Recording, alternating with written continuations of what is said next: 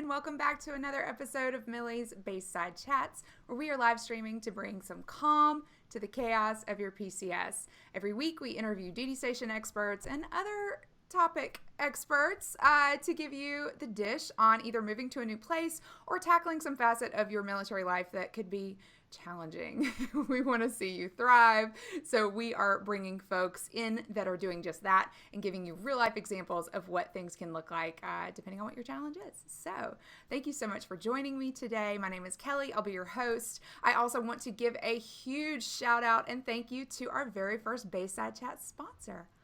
Our friends at Boldly have stepped up and are supporting the next 12 episodes, and we want to just say a huge thank you to you guys. Also want to let everyone listening know that Boldly is a fantastic option for remote work opportunities. We'll talk more about that later in the show, but I want to just acknowledge them right up and foremost and say thank you for supporting military spouses, for supporting Millie, and for supporting our Bayside Chats. Okay, you guys, today I have a special guest. I am going to introduce you to my sweet friend, Rebecca Alwine. She is a writer, a military spouse, and a mother, an athlete, you name it. She's now one of my idols when it comes to all things productivity and just getting stuff done and doing it with a calm face and a calm demeanor. So I can't wait to introduce you to her. We're also going to be talking about Fort Gordon, Georgia. So if you are headed to Fort Gordon, you're going to want to tune in, ask your questions, drop them in the comments. We will try to answer anything about that. So maybe you have some RFOs, some soft orders, and you might be thinking that Gordon is on your list. This will be a great conversation to tune into and get some inside intel on where to live. What's it like living in Georgia? Okay, so without any further ado, let's jump right in. Hi, Rebecca. Good morning. Good morning. How are you this morning? I'm cold. Cold, I know. We get acclimated in the South to a balmy 60, 70 in the winter. It's cold here too. We're in North Carolina. Yeah, cold. Rebecca, tell everyone a little bit about yourself, kind of how you found yourself to be living this military spouse life. Well, 13 and a half years ago, I met my husband in a bar, and we got married exactly 6 months after that, and the rest is history. So over the course of those 13 years, we've gotten a dog. We've had 3 kids, and we've moved, I think I counted 8 times. In the course of those years, I've also discovered things I really love about the military community. I've discovered myself. I grew up, and I've also learned I can do without a few things like a hairdryer, an oven, totally do without laundry. But I cannot do without, right? Can't do without my coffee, my girlfriends, and my Instant Pot. Right. Oh my God, we're going to talk all about that because I'm Yes. obsessed as well. I can't even imagine somebody was trying to argue an air fryer versus an Instant Pot with me the other day. Well, I have both. Oh, see. I don't have the counter space, so. I have both. So funny. Okay, well, so of your 8 moves, tell me where all you've lived. Like, whatever you're willing to share. Yeah, that's fine. Fort Huachuca, Arizona twice. Cool. Wiesbaden, Germany. Fort Meade, Maryland. Pensacola, Florida. And Fort Gordon. Yeah, that's it, right? Awesome. I think that's it. How many of those duty stations did you work at / through? Because I want to talk a little bit today about remote work. I know we spend a lot of time there, but we really do feel like it's a super viable option for military spouses. So I want to provide as much, context and support for that as possible. And you're doing it well. So I want to just highlight that. Yeah, so I started working out of the home when we moved to Fort Huachuca in 2012. And I did that for about 2 years. It was not, part of it was full-time, most of it was part-time. And then I left the office job so that I could be there for my family more. Mm-hmm. And for the last, what are we now? It's like 5-6 years, I've been working remotely. At some point or another, my career kind of took off right about the time I had my 3rd kid, because that's how life goes. So for the past 3.5 years, I've been full-time freelance working remotely for companies so that'd be through 2 moves, and we bought a house and moved. So I'm counting 3 moves. Gracious. That's crazy. So Yeah. so we titled today's episode, How Do You Keep a PCS from Disrupting Your Life? All right. So let's talk about work first, and then we'll move into some tips for all the other aspects that can be disruptive. What are some of your what did you have to do to prepare yourself to move while in the middle of a commitment? Um, well, I just work through the PCS. I don't take time off, which is, I don't think I recommend that, but it worked. I mean, it just worked for us. Since I set my own hours and I can take projects or not take projects, I can work in advance on things. I can take a few less projects over the move, but I work from the Navy Lodge at 6 o'clock in the morning. They have lots of coffee there. I get up early and work. I stay up late and work. I work with a Wi-Fi remote while my hotspot thing while my husband drives. I work at local coffee shops as soon as I move there. I just kept going. And it was hard, but I think it was really worth it to have control over some area of my life in the middle of a PCS. I think that's a huge point too, just for your own mental stability and it's stressful, but you've still got something to hang on to. You're not, Yeah. I hate to sound sad, but you're not losing everything. You're not having to start completely over. You've still got a little bit of consistency to carry you through. I think that's great. You mentioned Wi-Fi. So that's something that you kind of always want to make sure is a staple, steady, standard. You've got it available, and you have plan B, C, D, and E if the Wi-Fi in your home goes down, right? So what are some other things that remote workers need to take into consideration? Maybe setting up an office or, what do you need to do if you're not going to an office? Yeah, I think setting up an office is key, and I really didn't do that until the last 2 years or so. We had space in our Arizona house for me to work, but it wasn't a dedicated office space. And then Florida was a temporary move. We knew that, and compromised on housing to have a good house in a good school district for 7 months. And so my master bedroom was massive, and my office was in the master bedroom along with my piano. So that's where that office space was, and that was okay because I don't talk to a lot of people on video chat, Kelly. You're really special for me to be doing a live. No, I had to. It's been a thing. So thank you. You're live. Yeah. But when we moved to Georgia, I knew I needed more space. I needed to have time and an area. So we rented a house that had sort of a sitting room off of the master bedroom, and I was able to put my desk in there and I have plenty of room. And then when we bought a house, it was a high priority again that we have that space. So I have a sitting room basically off of the master bedroom. I can still close the door to my bedroom when my children are home and say, bleeding or burning only, please. But I'm not so far removed. The same thing. Bleeding or burning. Is someone dying? Right. Yeah. Oh, that's great. No, the door is crucial. So mine are getting old enough to where I don't necessarily, you always need to have a childcare plan if you're going to work from home, but your plan can be whatever your plan is. Mine are getting old enough to now kind of self-supervise, but it's the same rule. If you poke out an eyeball, yes, come get me. Right. Otherwise, we're going to let you'll be okay for 30 minutes while I do a video chat. Exactly. It's kind of important. Yep. So, oh my gosh, that's great. Do you think that you could have sustained employment if not working from home during all of your moves? How important do you feel like it's been for you? I wouldn't have sustained employment. I think it is possible. I've seen people do it. It's not an option for me because of what I've chosen for my life to look like. So I want to be here for my kids when they get on the bus, when they get off the bus, through the TDYs, through all of that stuff. So for me, no, because I would have had to give up all of that. But I've seen spouses do it. I've seen them move ahead or wait back behind until there's something secure. It's doable. It's hard, but it's just not for me. Yeah. I do think it opens up a ton of opportunity. I even adjust my schedule now. I take the 3 to 5, 3 to 7-ish p.m. hours a little flex, and then return to work in the evenings usually. So I try to schedule my day accordingly, because you're right. You have to kind of take an inventory of what's important to you, and doing kids' homework at 3:00 is important to me. Like, I need to help them do that. So, yeah, totally agree. I think it's been a game changer for me. So, yeah. Whew. Okay, so I want to take a second and explain Boldly. Have you heard of Boldly, Rebecca? Yeah, right? I haven't, actually. So I'm really eager to hear what you have to say. Well, I'm going to tell you all about them. So you guys bear with me, because I want to make sure I get this messaging correct. But we're talking about remote work, and we're talking about keeping a PCS from disrupting your life.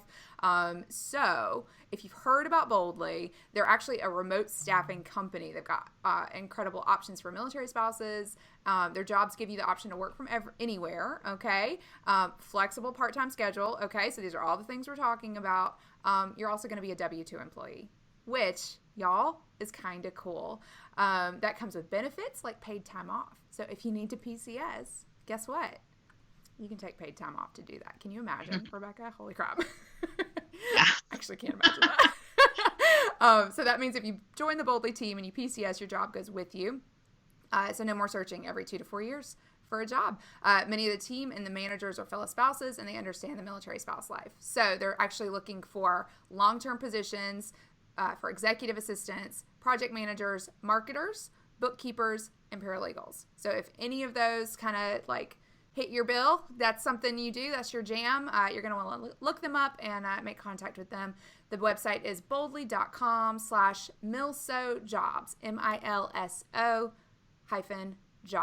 So I just want to say that I have spoken with the Boldly team at length. I think they have the coolest story, the coolest mission, and they actually have now kind of zoned in on recruiting military spouses, because they themselves kind of discovered this insane talent pool. So you guys look them up, look into them, check out some of the videos on their page.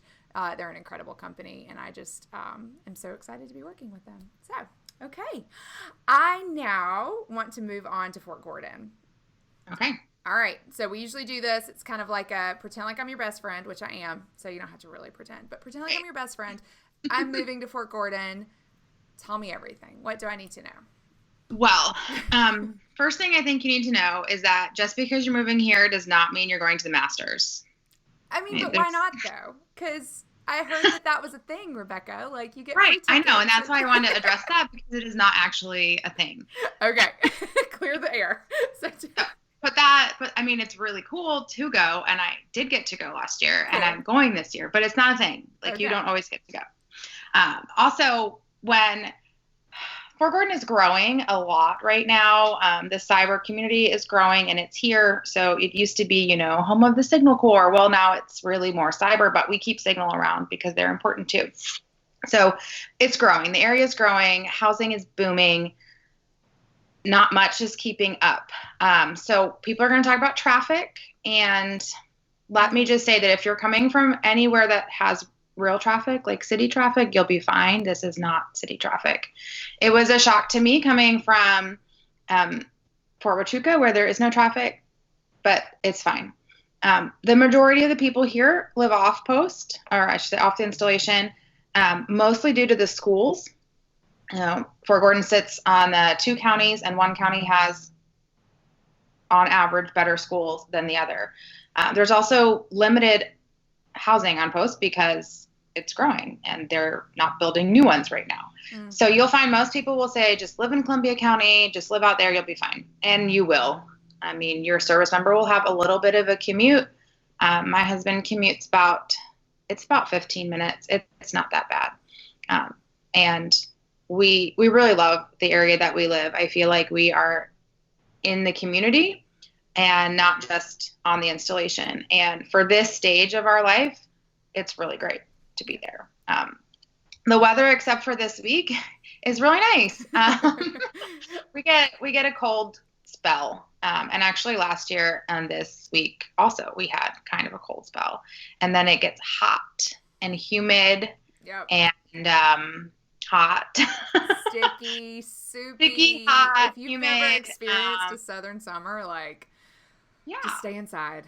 Yeah. Expensive. That's one thing I did Yeah. want to touch on real quick, because a lot of people will move here and houses are affordable here. You can both rent and buy well within your BAH. But the utilities are going to catch up with you, especially in the summer, because we all know that electricity companies will increase rates in the summer, and then you're looking at a 300 plus electricity bill in July, and that's so, caution there with that. A lot of people do, or a lot of companies, I know ours here does this like plan where they'll average out your usage for 12 months. And some people find that really helpful because of the variance. Like, you don't really need heat. You don't have to heat your house in the winter. I mean, there's some days. Yeah. It depends on your comfort level, right? If you're coming from Alaska, you might be like, it's not worth turning the heat on. But if you're tender like me, you need to. We just hit that budget billing window. In this house because we've been here a year. So, I want to say hey to some folks who are watching. Sylvia, hi. Thanks for watching. We got Morales watching in the crowd. Galo, hey. Julie, hey. Pat, hey. Thanks for joining us, you guys. This is fun. If you have questions about Fort Gordon or remote work in general, toss them in. Let's do. There's Sylvia. Hi, friends. I know, right? Excuse me. Okay, so you talked a little bit about Columbia County. So is that what people are going to hear in the Facebook groups when they're asking, okay, moving to Fort Gordon, where do I, so talk to me a little bit about like the vibe. Like what is it, suburban? Is it, I don't know, just let's dig in a little bit. Suburban for sure. Downtown Augusta is really making a comeback. There's a lot of really fun things to do in downtown Augusta. I really like that area. We have a minor league baseball team. Oh, that's right. Right there. It's a lot of fun. So we're also on the border of South Carolina. So it's kind of like, as a geographer, it's really fun to live here. So North Augusta, you'll hear a lot. That's actually South Carolina. And that's right across the river. So some people will live in North Augusta or even as far north, I guess that's northeast, as Aiken.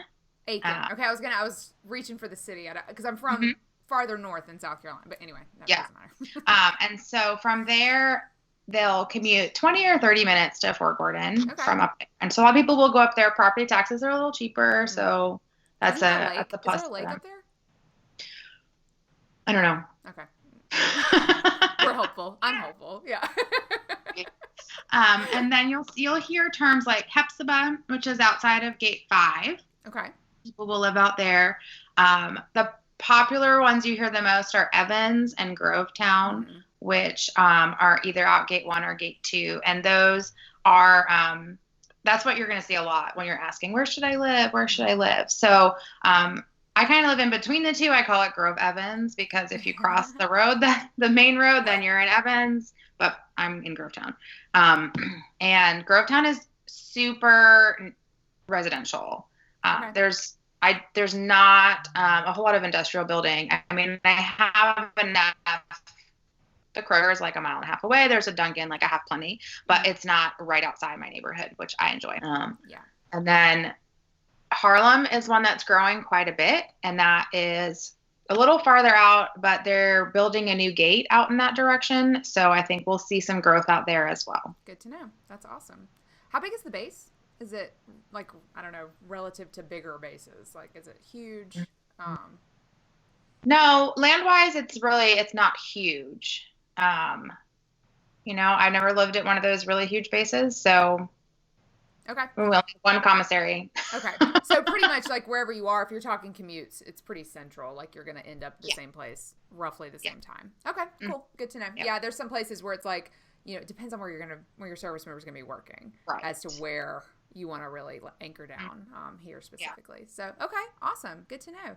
All right. So I ask everyone this. What are your hidden gems? What are the things that like it took you a while to find and uncover and you want to share with someone, a newbie headed right there so they can enjoy it from day one? Yeah. So my first one is my favorite coffee shop, which is Rooted.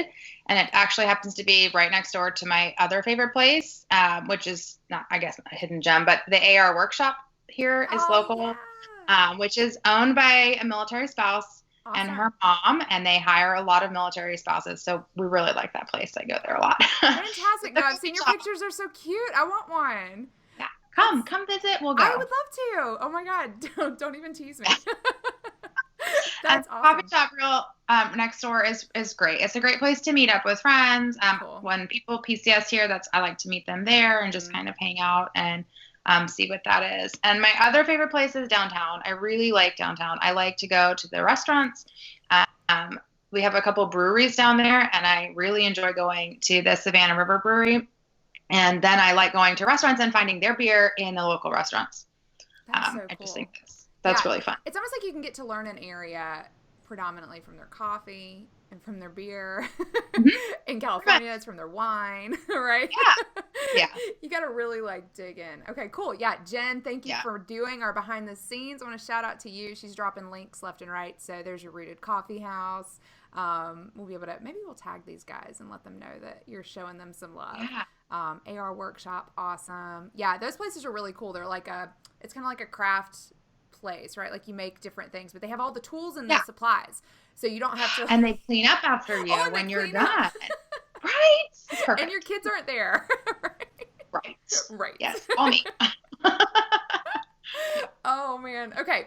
So the last thing I want to ask you, Rebecca, and this could get deep or this could be just surface. It's up to you. But what is something that you wish you had known? I used to ask this just in regards to like pre-PCS before you got to a place, but I kind of want to expand it a little bit and ask you, what do you wish you had known 13 years ago, 10 years ago? Like you could tell younger Rebecca. Yeah. Yeah. Sorry. It's a hard one. It is hard. It's something I figured out, I want to say probably about halfway through. So 5 or 6 years ago, I kind of figured out that, we hear, you chose this, you know what you were getting into, and we know that that's not true. We did not fully know what we were getting into. And I think that applies to our spouses as well. I don't think that my husband knew what he was getting into when he married me and what that was going to look like over the course of growing up together and building a family. But the thing I tell new military spouses is to be very careful about complaining about the military to your service member. I have the I hate the Army moments, and at this point now I can phrase them in a way to my husband that he can understand. But for the longest time, he really felt like he was defensive about his Army, and it was ruining my life and it was ruining my employment, and I didn't want to move again, and I was losing my friends, and it was all the Army's fault. And he's like, but I am that. Like, that is me.